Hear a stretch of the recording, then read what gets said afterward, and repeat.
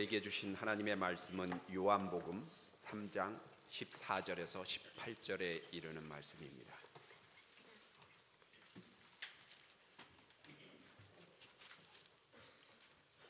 한 절씩 교독하도록 하겠습니다.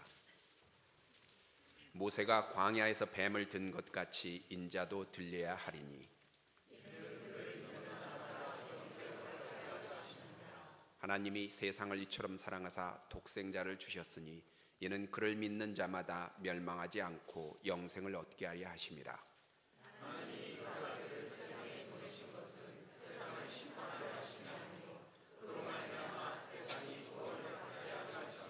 함께 읽으시겠습니다. 그를 믿는 자는 심판을 받지 아니하는 것이요 믿지 아니하는 자는 하나님의 독생자의 이름을 믿지 아니하므로 벌써 심판을 받은 것이니라. 아멘. 성경은 인류 구원의 책이자 심판의 책입니다. 오늘 본문 16절을 보시죠. 믿는 자마다 멸망치 않고 영생을 얻게 하려 하신다 했습니다. 멸망이 있는가 하면 영생이 있습니다. 17절도 보시죠. 하나님의 아들이 이 땅에 오신 것은 심판하려 함이 아니요 구원에 이르게 함이라 했습니다. 18절 말씀을 또 보시면 믿지 않는 자는 이미 심판을 받았다 했습니다. 19절 빛보다 어둠을 사랑하는 자들은 정죄를 당한다 했습니다. 그러니까 성경은 구원받는 길을 안내하는 것과 동시에 심판에 대한 경고가 아주 많이 등장합니다. 고린도후서 1장 3절에 찬송하리로다 그는 우리 주 예수 그리스도의 하나님이시요 자비의 아버지시요 모든 위로의 하나님이시며 우리의 모든 환난 중에서 우리를 위로하사 우리로 하여금 하나님께 받는 위로로서 모든 환난 중에 있는 자들을 능히 위로하게 하시는 이시로다. 그리스도의 고난이 우리에게 넘친 것 같이 우리가 받는 위로도 그리스도로 말미암아 넘치는 도다. 아멘. 하나님 어떤 분이시죠? 위로의 하나님이십니다. 오늘 이 자리에 위로가 필요한 교인들이 있을 텐데 하나님이 그 마음 따뜻하게 혹은 따스하게 어루만져 주시기를 축원합니다. 그러나 그분은 엄중한 경고 또한 멈추는 법이 없습니다. 히브리서 11장 7절에 믿음으로 노아는 아직 보이지 않는 일에 경고하심을 받아 경외함으로 방주를 준비하여 그 집을 구원하였으니 여러분의 가정 구원해야 그거 믿음입니다. 이로 말미암아 세상을 정죄하고 믿음을 따르는 의의 상속자가 되었다 했습니다. 하나님은 노아를 통해 홍수로 세상을 심판하실 것을 무려 120년이나 경고했습니다. 사람들이 무시했습니다. 그리고는 다 죽음에 이르게 된 겁니다. 우리 성도들은 위에 이 두 가지 메시지, 사는 것과 죽는 것, 복을 받는 것과 저주받는 것, 영생하는 것, 심판받는 것, 이 두 가지 메시지를 다 가슴에 간직하고 있어야 세상을 향하여 균형 잡힌 시그널을 전달할 수 있을 겁니다. 어느 쪽이든지 편파적이면 안 됩니다. 위로 혹은 구원만 이야기하다 보면 우리의 삶이 방자하게 됩니다. 느슨하고요. 그러나 또 심판 혹은 정죄만 이야기하다 보면 인생이 경직되게 됩니다. 두 가지가 우리의 삶의 균형으로 자리를 잡아야 됩니다. 그래서 하나님의 위로를 통해서는 회복의 기쁨을 맛보게 되겠죠. 하나님의 경고를 통해서는 각성하여 멸망의 자리를 박차고 나올 수 있는 겁니다. 그런 점에서 성도들이 세상에 전할 가장 적절한 전도 문구가 있습니다. 예수 천당 불신지요. 다시 따라서 합시다. 예수 천당 불신지요. 수원중앙침례교회 고명진 목사님이 전도할 때 이야기입니다. 전도지를 나누면서 예수 믿고 천국 가세요. 어떤 분이 뭔 천국이냐, 난 그런 거 안 믿는다. 당신이나 믿어라. 그래요? 그럼 믿지 말고 지옥이나 가세요. 뒤통수에 대고 그리 이야기했습니다. 그 사람이 발끈했죠. 아니, 이 양반이 언제 왔다고 나를 저주하는 거냐. 저주하는 게 아니라 예수 믿어야 천국 가는데 안 믿는다고 하니 선생님이 갈 곳이 지옥밖에 더 있습니까? 아니, 그래도 그렇지 면전에 대고 어찌 그렇게 저주할 수 있냐. 그래서 두 사람 간에 옥신각신하다가 결국은 알았어요, 믿을게요, 믿으면 될 거 아니에요, 이렇게 끝난 이야기입니다. 원색적인 전도죠. 예수 천당 불신지요. 그러나 확신 있는 전도에 성령께서 역사하신 실제적인 케이스입니다. 믿으면 될 거 아니에요. 성경은 구원 문제에 관하여 7가지 방면에서 경고의 말씀을 주십니다. 첫째는 모든 사람이 다 구원받는 거 아닙니다. 요한복음 3장 36절에 아들을 믿는 자에게는 영생이 있고 아들에게 순종하지 아니하는 자는 영생을 보지 못하고 도리어 하나님의 진노가 그 위에 머물러 있느니라 했습니다. 하나님은 모두를 사랑하셔서 독생자 예수를 주셨습니다. 공평하게 영생 얻을 수 있는 기회를 주신 겁니다. 그러나 모두가 그 기회를 잡는 것은 아닙니다. 믿는 자가 있고 믿지 않는 자가 있습니다.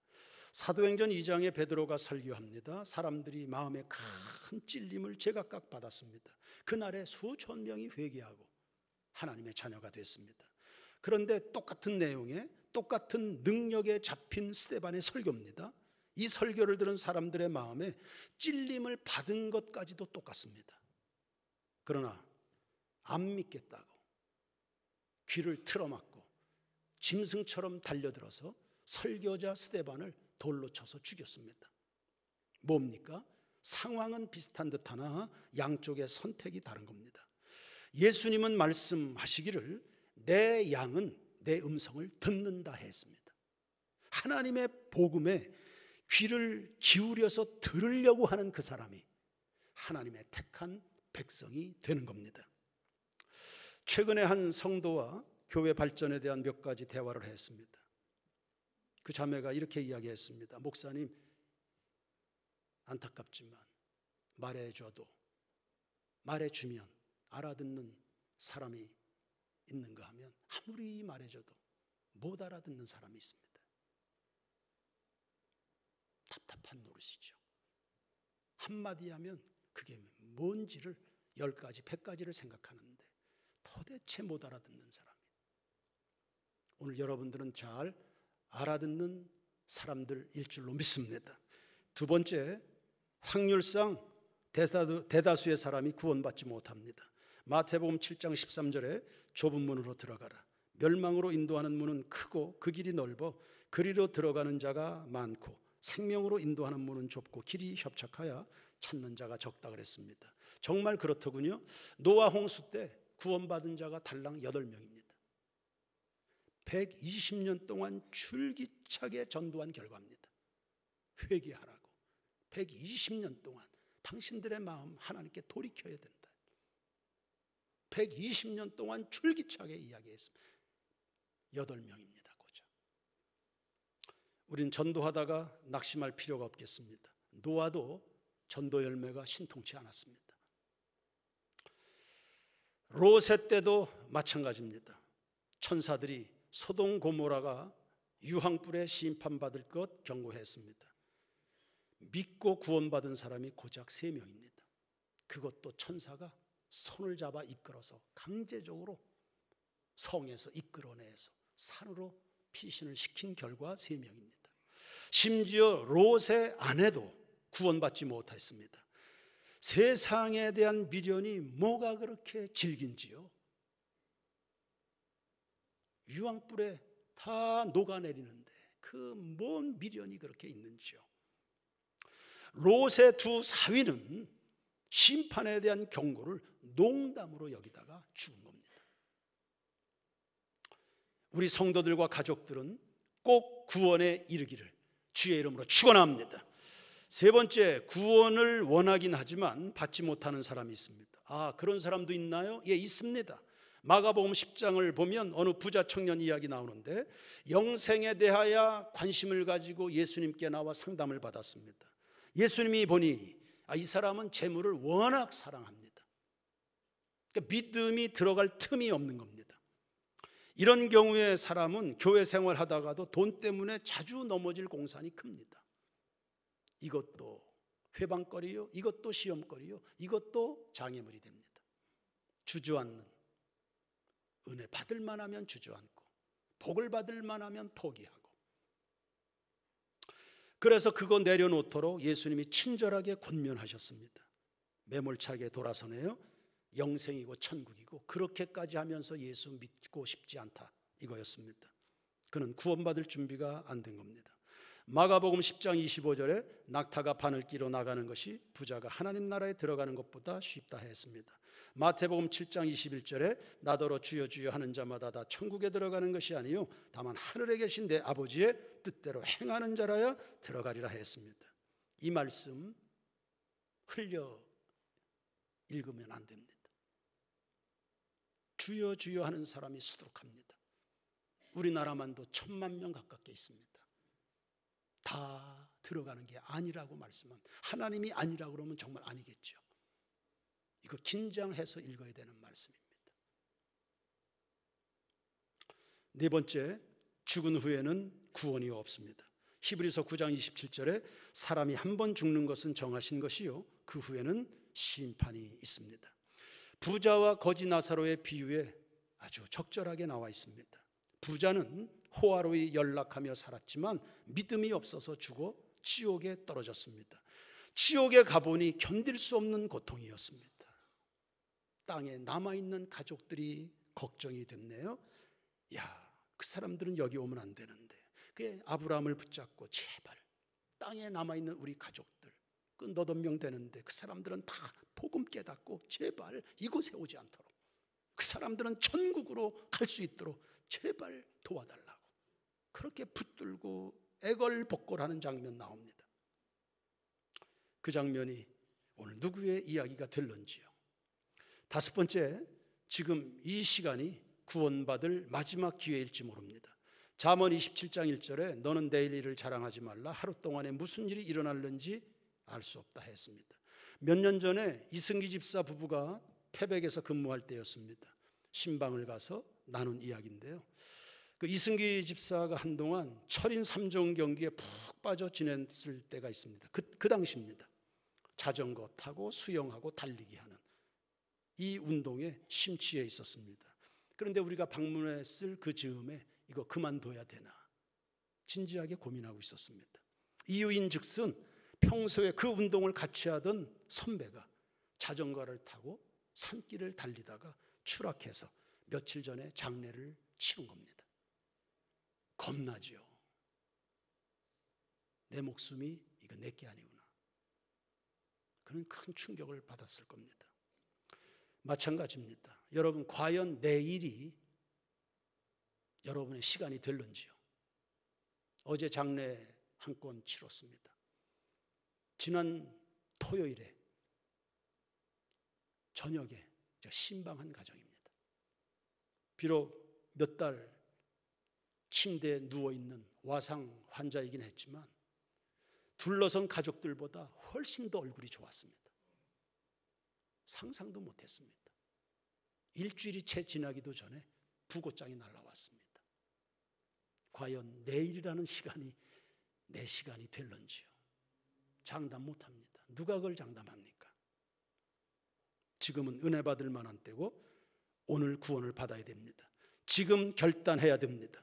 세 가지 중요한 금이 있다고 그러죠. 황금과 소금, 그 다음에 가장 중요한 지금입니다. 오늘 여러분 예수의 사람들 되길 축원합니다. 여섯 번째, 성령의 역사가 그칠 수 있습니다. 성령 하나님은 우리의 마음에 감화감동을 주셔서 끝없이 하나님의 보좌 앞으로 우리를 부르고 또 부르고 또 부르십니다. 그런데 그 부르심에 우리가 계속 거부를 하고 거부를 한다면 성령이 떠나버릴 수 있는 것입니다. 성령을 소멸하지 말라고 그랬습니다. 성령이 떠나면 죽는 겁니다. 성령으로 아니하고는 누구든지 예수를 그리스도라 인정할 수 없다 했습니다. 다윗은 범죄 이후에 하나님 앞에 매달립니다. 주의 성실을 내게서 거두지 마십시오. 내 실수 때문에, 실패 때문에, 범죄 때 하나님 앞에 두드려 맞고 환난을 당하는 것은 당할 수 있지만 성령이 내게서 떠나는 것은 안 됩니다. 성령이고 생명이거든요.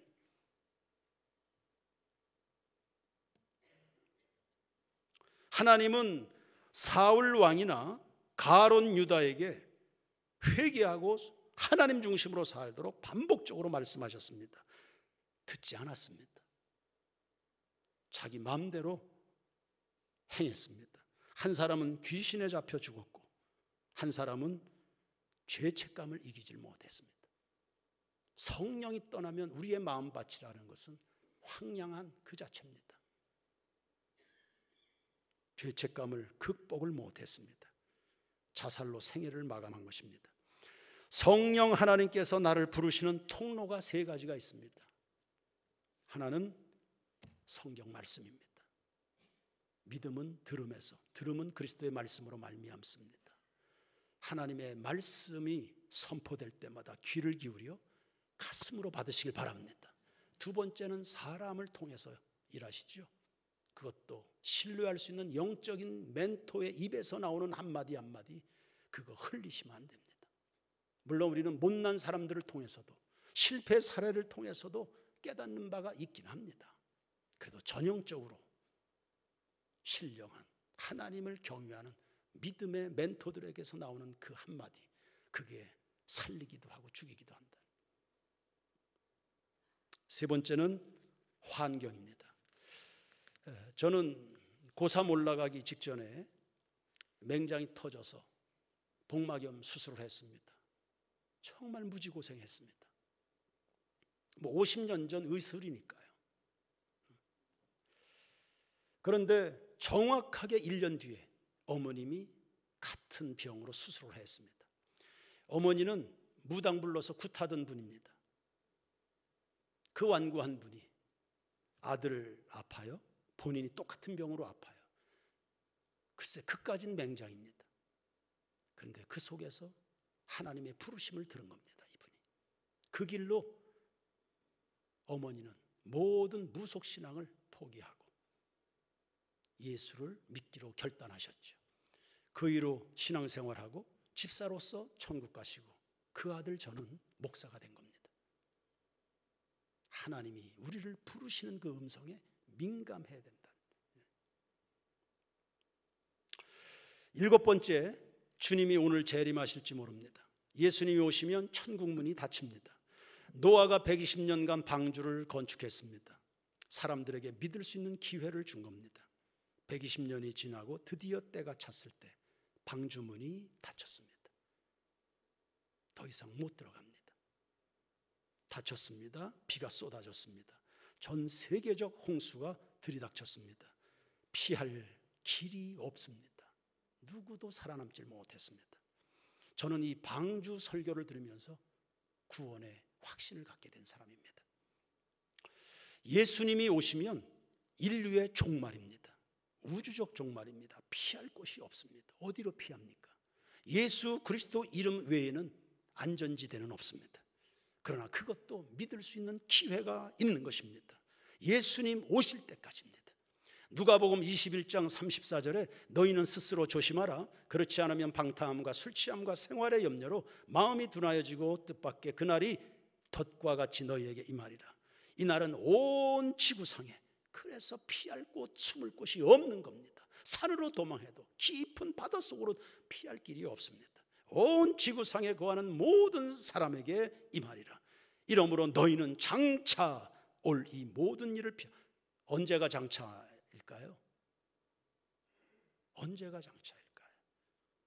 오늘일 수 있는 겁니다. 그 장차가. 인자 앞에 서도록 항상 기도하며 깨어있으라 하시니라. 여러분 묻습니다. 예수 맞을 준비가 되어 있습니까? 오늘이 내 인생의 마지막이라면 육신은 죽어 무덤으로 가겠지만 여러분의 영혼은 어디로 갈까요? 어디로 가야 되겠습니까? 혹 준비가 안 되었거나 확신이 없는 사람들이 있다면 오늘 이 자리에 14절과 15절 말씀을 다시 눈여겨 읽어보기를 바랍니다. 여러분 성경을 보시고 다시 한번 다 같이 큰 소리로 목소리 맞춰 다 같이 읽어보겠습니다. 시작. 모세가 광야에서 뱀을 든 것 같이 인자 예수도 들려야 하리니 이는 그를 믿는 자마다 영생을 얻게 하려 하심이라. 할렐루야. 이 이야기는 구약 성경을 배경으로 하기 때문에 잠깐 설명이 필요하겠습니다. 이스라엘이 애굽에서 탈출했습니다. 약속의 땅을 향해서 가나안으로 가는데 광야를 통과해야 됐죠. 비록 험한 길이긴 하지만 그리고 광야였지만 하나님이 함께 하셨기 때문에 밤낮으로 보호를 받았습니다. 때에 맞춰서 마실 물과 먹을 양식이 제공이 됐습니다. 의복도 전혀 문제가 없었습니다. 그런데 백성들이 불평이 많았습니다. 하나님 앞에 받아 누리고 있는 것이 무궁한데도 불구하고 그렇게 때마다 일마다 불평이 많은 겁니다. 길이 험하다. 맨날 먹는 메뉴가 똑같냐. 여러분 광야에서 굶지 않는 것만 해도 얼마입니까? 200만 명이나 되는 사람들이 틈만 나면 하나님께 거역합니다. 받은 복이 그렇게 많은데 불평한다. 무슨 의미입니까? 불평한다는 게 하나님에 대한 신뢰가 없기 때문에 불평하는 겁니다. 하나님이 틀렸다고 생각하는 거 아닙니까? 지금의 이 상황이, 지금의 이러한 경우들이 하나님 틀렸다는 거 아닙니까? 그래 불평하는 거죠. 하나님이 틀렸다, 불평한다, 들여다보면 그 속에 하나님이 없는 겁니다. 하나님이 아니 계신 겁니다. 하나님 인정 안 하는 겁니다. 하나님 안 믿는 사람입니다. 하나님이 보이지 않으니 불평하는 거겠죠. 하나님을 향하여 틈만 나면 거역했습니다. 거역이라 했으니 이건 죄에 대한 이야기입니다. 그리고 죄에는 형벌이 따릅니다. 하나님이 불뱀을 보내서 사람들을 물게 합니다. 많이 죽었습니다. 그리고 죽어가고 있었고요. 앞으로도 또 누군가 물려 죽게 되겠죠. 민족 전체 죽음의 공포가 뒤덮였습니다. 모세가 나섰습니다. 민족을 대신해서 기도했습니다. 하나님, 저도 우리가 잘못한 거 알고 있지만 용서해 주십시오. 그때 하나님이 해결 방안을 제안하셨습니다. 죽어 마땅하지요. 심판받아 마땅하지만 하나님께서 구원의 손길을 내미셨으니 이것은 은혜의 이야기입니다. 하나님이 내민 방안, 높은 장대 노뱀을 달아라. 그리고 그것을 쳐다보는 사람은 살게 될 것이다. 언제나 그렇습니다. 하나님이 내민 해결책이라는 게 늘 그렇게 우습더군요. 그 방법이라는 게, 그 방식이라는 게 얼마나 우스운지 모릅니다. 뱀을 없애주시는 것도 아니고 해독제를 내려주는 것도 아니고 그 장대에 그냥 기어 올라가라고 말씀하신 것도 아닙니다. 그냥 나을 줄로 믿고 장대에 달린 노뱀을 바라보라는 것입니다. 믿고 바라보라고 했으니 이것은 믿음의 이야기입니다. 그리고 실제로 바라본 사람은 살았습니다. 여러분이 흐름을 지금 읽고 있습니까? 죄에서 시작했습니다. 은혜가 베풀어졌습니다. 믿었습니다. 구원이 임한 것입니다. 이와 같이 우리 중에 죄 없는 자는 하나도 없습니다. 그러니 사망에 처하여 있는 저와 여러분입니다. 이런 우리를 그럼에도 불구하고 버리지 않으시고 예수 그리스도께서 들린 뱀처럼 십자가에 달려서 우리의 죄값을 대신 지불하신 겁니다. 그 예수님이 우리가 구원 얻을 유일한 길인 줄로 믿고 그저 바라보기만 하면 구원을 얻는 것입니다. 여러분이요, 믿음이 뭐예요? 믿음은 바라는 것의 실상이라 했습니다. 그러므로 믿음은 그냥 바라보는 것입니다. 아주 단순하게 딴 생각하지 마십시오. 그냥 바라보면서 하는 것입니다. 알렉산더 우트라는 전도자가 있습니다. 어느 날 한 젊은이가 찾아와서 선생님, 내가 어떻게 해야 구원받을 수 있습니까? 늦었어 이미. 아니 제가 구원받을 길이 없다는 말입니까? 내가 뭐라도 할 수 있는 기회가 영 없다는 말입니까? 늦었어.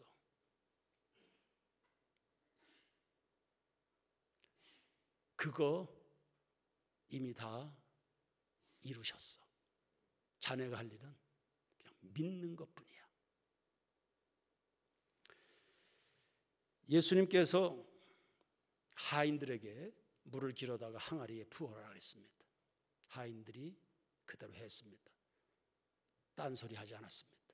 예수님을 바라본 겁니다. 물이 포도주가 됐습니다. 하나님께서 모세에게 바다를 향해서 손을 내밀라고 했습니다. 모세가 그렇게 했습니다. 하나님을 바라본 것입니다. 바다에 길이 생겼습니다. 믿음은 그냥 바라보는 것입니다. 너희는 가만히 있어 주가 하나님 되말지어다. 그냥 믿음은 바라보는 것입니다. 하나님이 여호수아에게 백성들을 이끌고 여리고성을 일주일간 돌아라 했습니다. 돌았습니다. 하나님을 바라본 것입니다. 성벽이 무너졌습니다. 피 흘림이 없이 정복이 가능한 겁니다. 여러분, 구원은 하나님이 주십니다. 우리가 할 일은요, 그냥 바라보는 겁니다. 소망은 어디에서 옵니까? 하나님이십니다. 산 소망입니다. 녹슬지 않는 소망입니다. 사라지지 않는 소망입니다. 냄비처럼 들끓는 그런 소망 아닙니다. 그거 하나님이 주십니다. 우리가 할 일은 그냥 바라보는 것입니다. 바라봄에 여러분의 능력이 임하는 것입니다. F.B. 마이어 목사님 하는 일이 그저 몇 시간씩 보좌 앞에 나가서 십자가를 묵상하는 겁니다. 당신의 그 능력이, 영성이 어디에서 오는 것입니까? 그냥 바라보는 겁니다. 치유, 각색 병든 자들이 있습니까? 그 치유는 어디에서 옵니까? 그냥 바라보는 것입니다. 십자가 그늘 아래 그냥 바라보는 것입니다. 능력 필요합니까? 여러분의 인생의 필요들에 대한 공급이 필요합니까? 그냥 바라보는 겁니다. 그냥 바라보는 겁니다. 딴소리 없이요.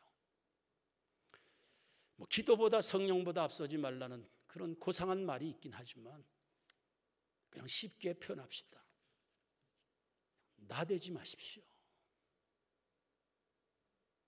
꼬입니다. 다 엎질러집니다. 그동안 하나님이 행하신 거 다 수포가 됩니다. 그냥 바라보는 겁니다. 찰스 스퍼전이 소년 시절이었습니다. 10대 후반쯤 됐을 겁니다. 그는 목사 아들이었고요. 그 할아버지도 목사입니다. 그런데 구원의 확신은 없었습니다. 그 마음속에 예수님에 대한 소망이 없으니 기쁨 없습니다. 삶에 늘 곤고했죠. 눌리고 피곤했습니다. 그러던 어느 주일인데 1850년 1월 6일이었습니다. 그가 거주하는 도시에 눈보라가 휘몰아치면서 도시가 마비가 됐습니다. 평소 다니던 교회 갈 수가 없었습니다. 그래서 가까운 교회 찾아가서 예배를 드리게 됐습니다. 마침 담임 목사님이 출타 중이어서 어느 평신도 설교자가 강단에 섰습니다. 본문은 이사야 45장 22절입니다. 땅끝의 모든 백성들이여 여호와를 앙망하라. 그리하면 구원을 얻으리라. 이 말씀이었습니다. 이 평신도 설교자가 다른 말은 없습니다. 계속 이 말씀만 계속 외쳐대는 겁니다. 땅끝의 백성들이여 여호와를 앙망하라. 당신들의 마음 하나님께로 돌이켜라. 그리하면 산다는 이 말을 계속하는 겁니다. 이런 말을 덧붙이기도 했습니다. 여러분이요, 바라보는 것은 대학에 가서 배워야 되는 겁니까? 아니잖아요. 하나님을 바라보는 건 누구나 할 수 있습니다. 어린아이들도 할 수 있습니다. 하나님을 바라보세요. 하나님을 바라보. 그러면 삽니다. 그러면서 예배당 한쪽 구석에 나와 앉아 있는 소년 스폰전을 향해서 이렇게 이야기합니다. 젊은이, 자네 상당히 피곤해 보이는데 예수를 바라보게. 이 말이 떨어지는 것과 동시에 그의 심령 속에 놀라운 감동이 임하게 된 겁니다. 그날 예수를 인격적으로 만나는 회심의 순간이 된 겁니다. 그때 이후로 스펄전, 영국이 낳은 위대한 설교자로 발돋움하게 됐죠. 딴 생각하지 마십시오. 나대지도 마시고 바라보십시오. 그분이 다 이루셨습니다. 테텔레스타이, 십자가에서 그분이 다 이루었다. 다 이루었다. 다 이루었다. 주님이 이루시는 겁니다. 멸망의 길과 영생의 길 다른 조건 없습니다. 예수를 믿느냐 믿지 않느냐 그 차이가 있을 뿐입니다. 오늘 이 예수, 여러분의 영원한 구원자로 마음속에 영접해 드릴 수 있게 되길 주의 이름으로 축원합니다. 이사야 40장 30절입니다. 다 같이 한 목소리로 읽어볼까요? 시작. 소년이라도 피곤하며 곤비하며 장정이라도 넘어지며 쓰러지되 오직 여호와를 앙망하는 자는 새 힘을 얻으리니 독수리가 날개치며 올라감 같을 것이요 다른 박질하여도 곤비하지 아니하겠고 걸어가도 피곤치 아니하리로다. 할렐루야. 바라볼 수 있는 주님이 계시니 할렐루야입니다. 이분이 여러분 인생의 모든 문제 해답이 될 줄로 믿습니다.